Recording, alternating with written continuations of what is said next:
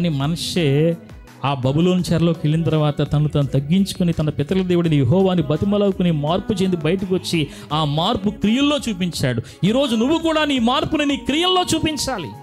నీ విశ్వాసాన్ని నీ క్రియల్లో చూపించాలి. నీ నమ్మకత్వాన్ని నీ క్రియల్లో చూపించాలి. నీ కుటుంబంలో నీ యొక్క నమ్మకత్వాన్ని చూపించాలి. నీ సంఘములో నీ యొక్క నమ్మకత్వాన్ని చూపించాలి. దేవునికి మహిమ కలుగునుగాక. అలాంటి నమ్మకత్వాన్ని చూపించగలిగినటువంటి కుటుంబాలుగా మన కుటుంబాలు మారాలని పరిశుద్ధాత్మ దేవుడు కోరుతూ ఉన్నాడు. దేవునికి మహిమ కలుగునుగాక. హల్లెలూయా, హల్లెలూయా. ఈ పగటి వేళ దేవుని సముఖంలో అలాంటి ఆత్మీయ స్థితిలో మనం ఉండాలని ప్రభువు కోరుతూ ఉన్నాడు.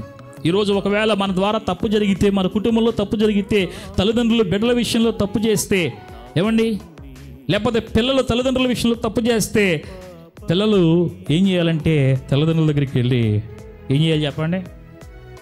నువ్వు చేస్తా తప్పు లేదు కానీ నేను చేస్తా వచ్చిందా అనాలా? ఏమనాలి చెప్పండి? ఏమనాలంట?